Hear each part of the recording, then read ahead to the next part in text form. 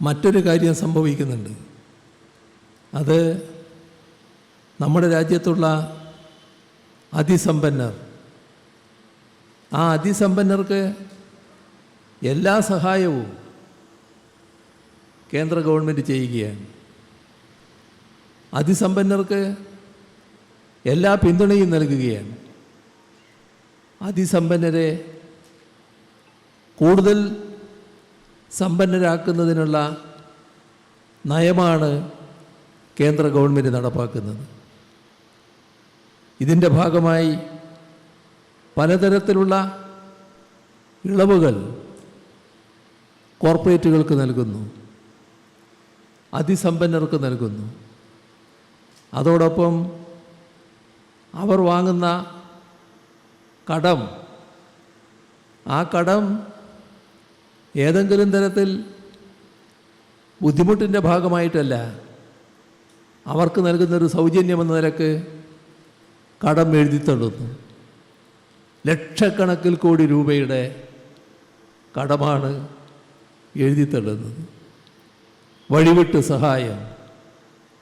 എന്നാൽ അതേസമയം നമ്മുടെ നാട്ടിലെ സാധാരണക്കാർക്ക് അനുവദിച്ചിരുന്ന ഒട്ടേറെ ആനുകൂല്യങ്ങളുണ്ടായിരുന്നു, അതിൻ്റെ ഭാഗമായുള്ള സബ്സിഡികളുണ്ടായിരുന്നു. ഓരോന്നോരോന്നായി ഒഴിവാക്കുകയാണ്. പാവപ്പെട്ടവരെ ഒരു തരത്തിലും പിന്താങ്ങാൻ തയ്യാറല്ല. ഇപ്പോൾ തൊഴിലുറപ്പ് പദ്ധതിയുടെ കാര്യം എടുത്താൽ മതി.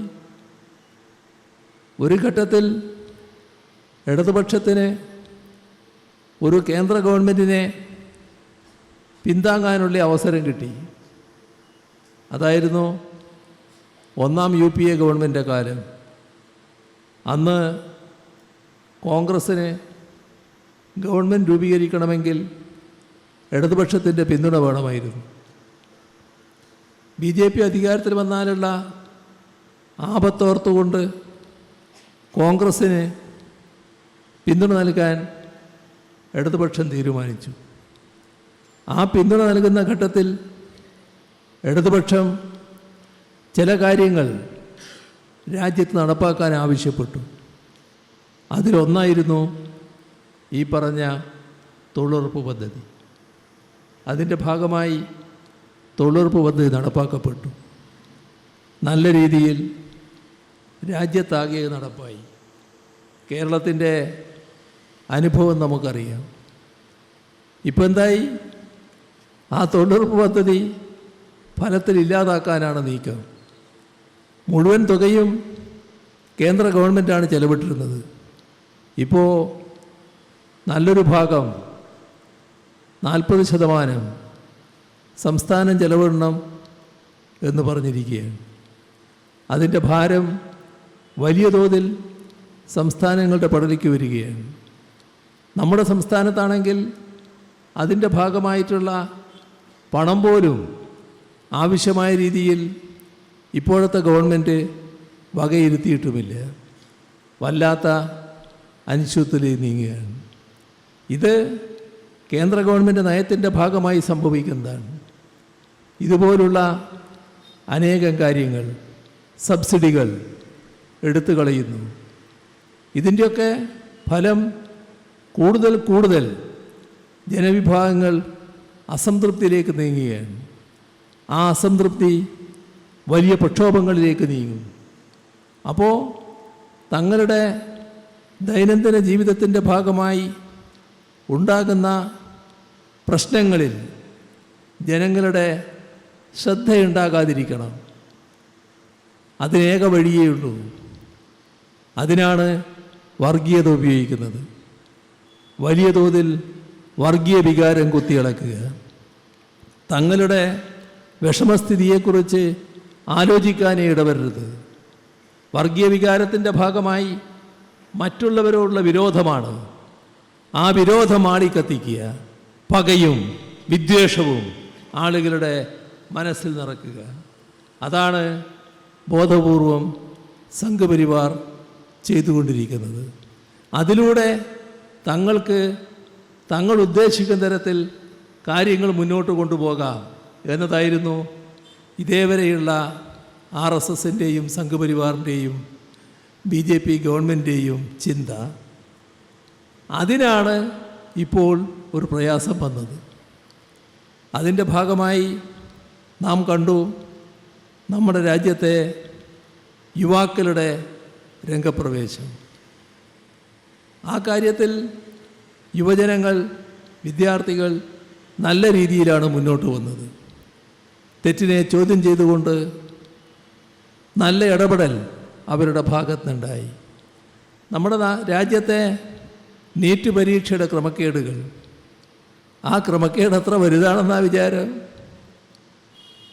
നാം കാണേണ്ടത് ഈ ക്രമക്കേടുകൾ, കാര്യങ്ങൾ ഒക്കെ സംഭവിക്കുമ്പോൾ അതിന് നേതൃത്വം കൊടുക്കുന്നവരുടെ ആരുടെയെങ്കിലും പേര് നമ്മളെ ആരുടെയെങ്കിലും മനസ്സിലുണ്ടോ? എന്താ ഇല്ലാത്തത്? എന്തുകൊണ്ടാണ് ആ പേരെല്ലാവർക്കും അറിയാത്തത്? ഇവിടെ അറിയാലോ. നേരത്തെ ഓഹരി കുംഭകോണം ഉണ്ടായപ്പോൾ ആ ഓഹരി കുംഭകോണത്തിന് നേതൃത്വം കൊടുത്ത ഹർഷത് മേത്തയുടെ പേര് എല്ലാവർക്കും അറിയാമായിരുന്നല്ലോ. ഇപ്പോഴത്തെ നീറ്റ് കുംഭകോണത്തിൻ്റെ തലപ്പത്തിരുന്ന BJPയുടെ നേതാവ്, ഭാരതീയ യുവമോർച്ച നേതാവ് ആരുടെയും ശ്രദ്ധയിലില്ലാലോ. അതാണ് നമ്മുടെ രാജ്യം. ആ തരത്തിലേക്ക് മാറ്റിയിരിക്കുകയാണ്. ആ തരത്തിലേക്ക് നമ്മുടെ രാജ്യത്തെ മാധ്യമങ്ങളെ എത്തിച്ചിരിക്കുകയാണ്. രാജ്യത്തെ മാധ്യമങ്ങളെ ആകെ തങ്ങളുടെ കൈപ്പിടിയിൽ ഒതുക്കിയിരിക്കുകയാണ്. അതിൻ്റെ ഭാഗമായി അവരാഗ്രഹിക്കുന്ന കാര്യങ്ങളെ പുറത്തുവിടൂ. അതിനെയാണിപ്പോൾ ഗോദി മീഡിയ എന്നിപ്പോൾ ആളുകൾ പൊതുവെ വിളിക്കുന്നത്. ആ തരത്തിലേക്ക് മാധ്യമരംഗം തന്നെ മാറിപ്പോയിരിക്കുന്നു. ഇതും നാം ഇതിൻ്റെ കൂടെ കാണേണ്ട കാര്യമാണ്. എങ്ങനെയാണ് RSSൻ്റെ അജണ്ട പല വിധത്തിൽ നടപ്പാക്കുന്നത് എന്താണ് കാണേണ്ടത്. അങ്ങനെയുള്ള ഒരു രാജ്യത്ത് ഈ തെറ്റിനെ ചോദ്യം ചെയ്തുകൊണ്ട് യുവാക്കൾ രംഗത്ത് വന്നു. ആദ്യമത് പൂർണ്ണമായി അവഗണിക്കുന്ന നിലയാണോ കേന്ദ്ര ഗവൺമെൻറ് എടുത്തത്? അതൊരു സമരമായോ പ്രക്ഷോഭമായോ കണക്കാക്കിയില്ല. വലിയ തോതിൽ ആ പ്രക്ഷോഭം കരുത്താർജിച്ചു. ആ പ്രക്ഷോഭത്തിൻ്റെ കൂടെ ശരിയായ രീതിയിൽ കരുത്തോടെ ഇടതുപക്ഷ യുവജന വിദ്യാർത്ഥി സംഘടനകൾ എഴുന്നേറുന്നു.